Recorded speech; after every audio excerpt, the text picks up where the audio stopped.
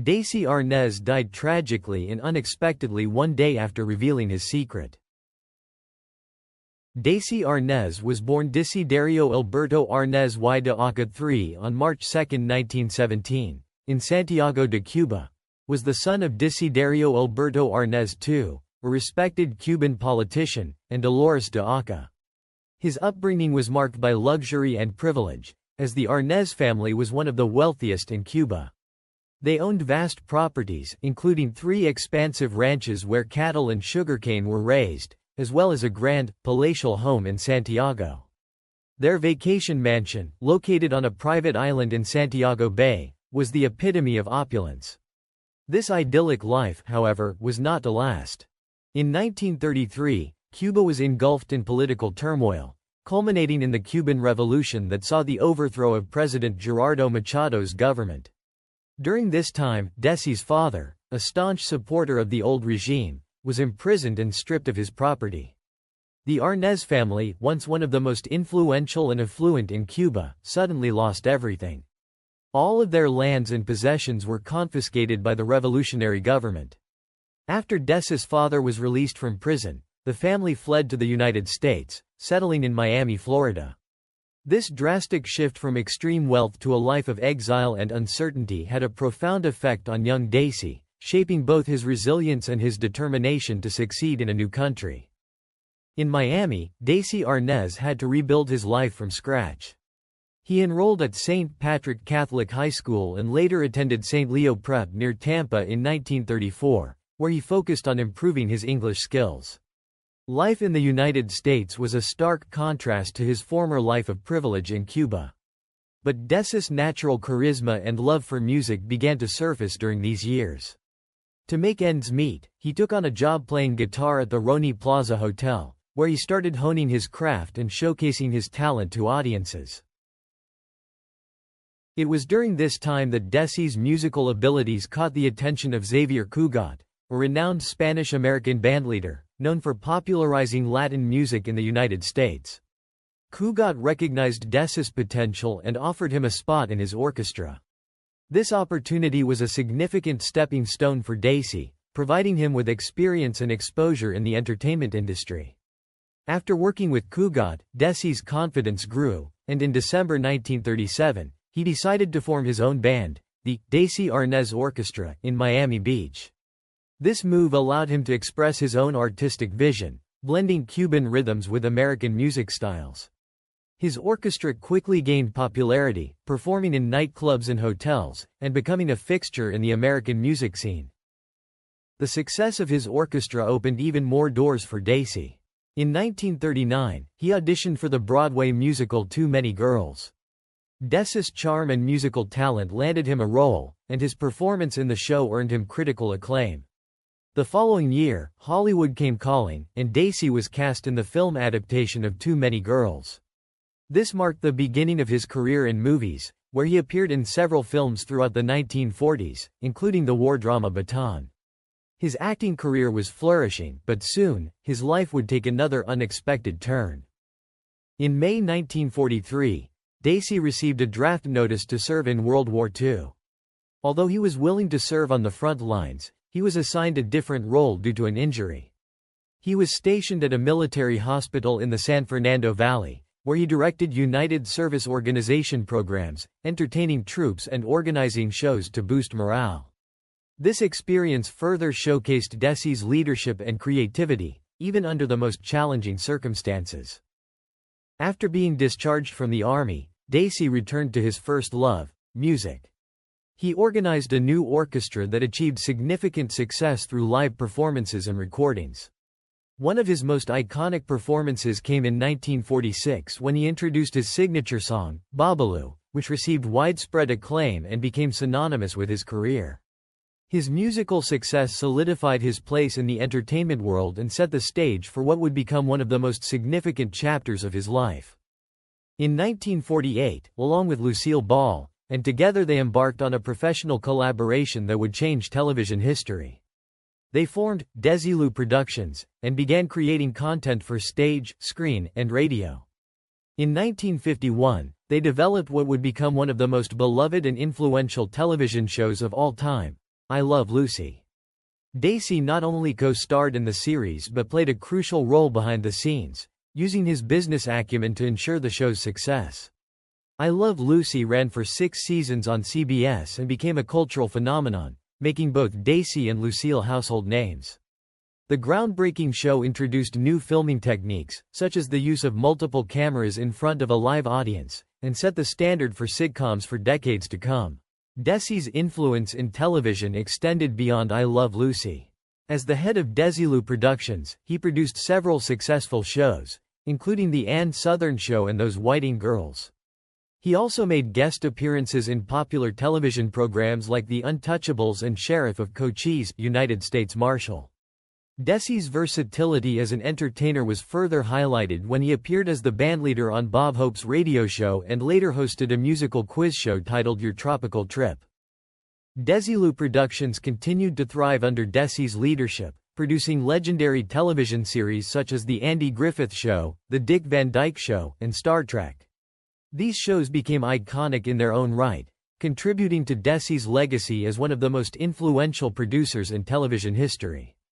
However, after his marriage to Lucille Ball ended in 1960, Lucille bought out his share of Desilu Productions, and Desi went on to form his own production company, Desi Arnaz Productions. One of the notable projects from his new company was the television sitcom The Mothers-in-Law, which further demonstrated his knack for creating popular entertainment. In the later part of his life, Desi transitioned from acting and producing to making public appearances. In the 1970s, he co-hosted shows alongside producer Mike Douglas, and in a particularly memorable moment, he appeared on Saturday Night Live with his son Desi Jr. to promote his autobiography, a book. The autobiography provided an intimate look at his life, from his early years in Cuba to his rise as a television pioneer, offering readers insight into his personal and professional journey. Desi Arnaz and Lucille Ball's marriage on November 30, 1940, marked the union of two of Hollywood's most iconic figures. However, despite their public image as a glamorous couple, their marriage was turbulent from the beginning. Arnaz's Cuban heritage, charm, and charisma captivated Ball, but these same traits later became sources of strain in their relationship. Their marriage, though filled with passion, was also marked by frequent arguments, jealousy, and misunderstandings.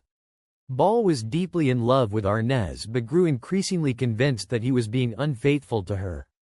Arnaz's constant presence in Hollywood's nightlife scene fueled rumors and suspicions. Moreover, his drinking habits only worsened the situation.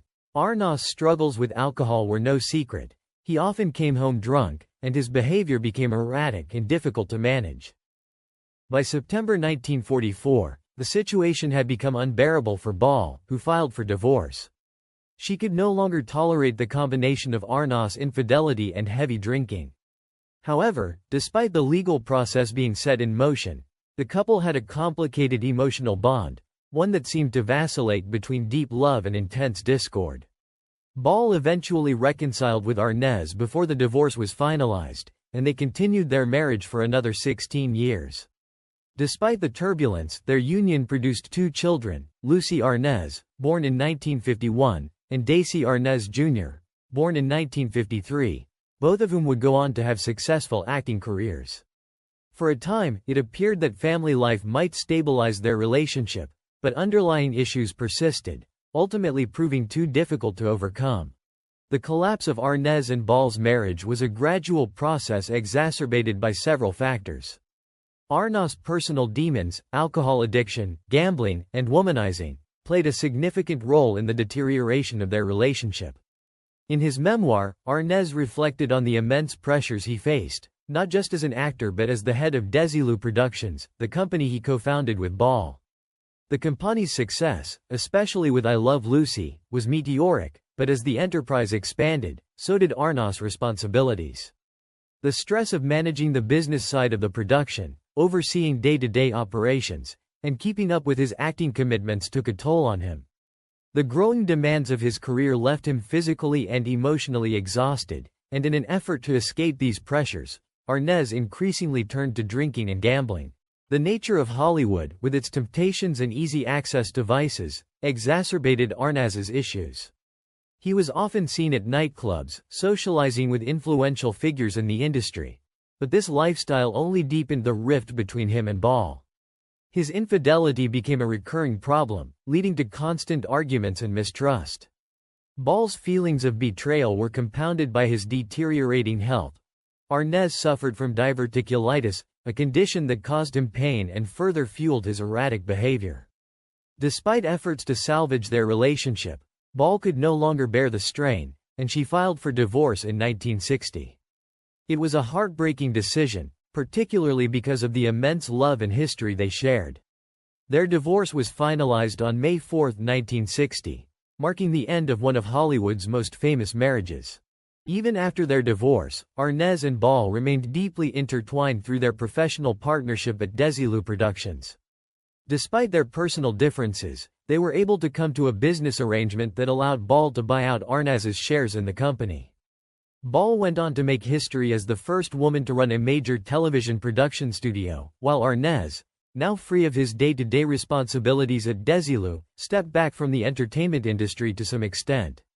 However, he remained active in television production and served as the executive producer of the sitcom The Mothers-in-Law, which ran for 2 seasons from 1967 to 1969.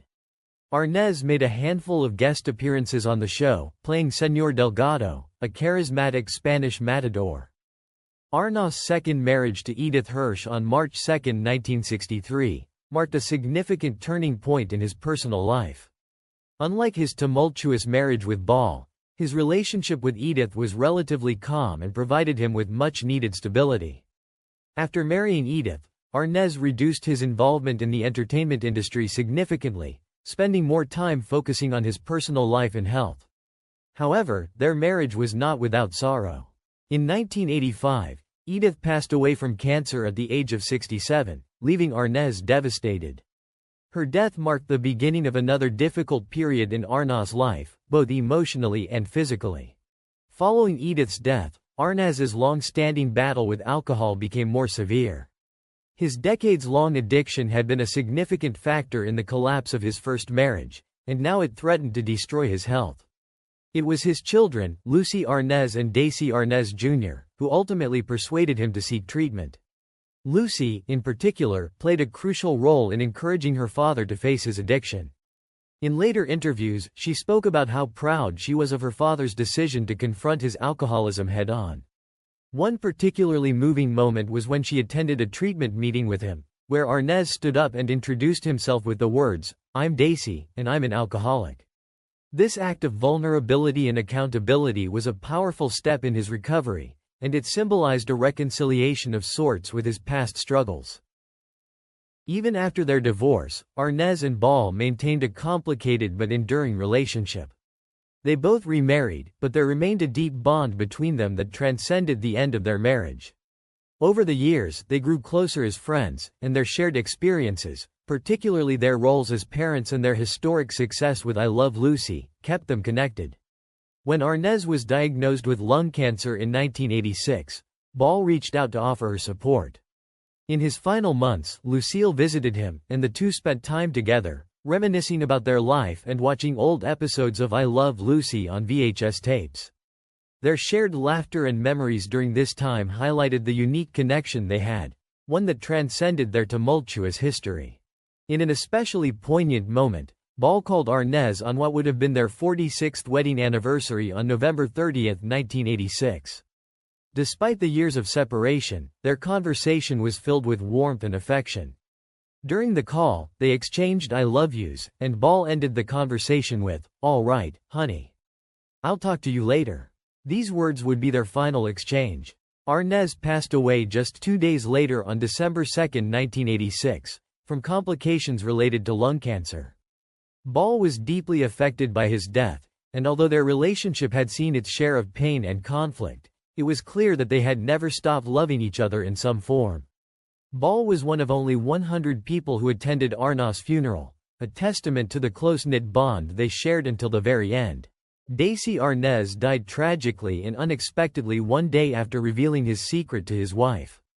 Desi Arnaz concealed his illness for a long time before his death. He understood that his illness was irreversible. Desi Arnaz was a kind man and deeply loved his wife and children, according to Lucille Ball, his wife and his children. Desi Arnaz hid his heart attack and lung cancer diagnosis, which every time it came he hid from everyone. With a premonition of an unexpected incident, his illness and health will end his life himself. Before he died he said he had heart disease and did not disclose when the illness began. That also explains his great love for his wife. Lucille Ball revealed that I sympathize with him. Right now, all we have left are good memories together. Arnaz was a regular smoker for much of his life and often smoked cigarettes on the set of I Love Lucy. He smoked cigars until he was in his 60s. Desi Arnaz kept her lung cancer diagnosis a secret. He was diagnosed with lung cancer in 1986 and died several months later on December 2, 1986, at the age of 69. Arnaz was cremated and his ashes were scattered. His death came just 5 days before Lucille Ball received the Kennedy Center honors. In the final years of his life, Arnaz reflected on his career, his marriages, and the legacy of I Love Lucy. In his memoirs, he famously wrote, "I Love Lucy was never just a title." This simple statement encapsulated the profound impact that the show had on his life and the deep personal significance it held for him. The iconic show had been the pinnacle of his career and represented a period of both professional triumph and personal struggle.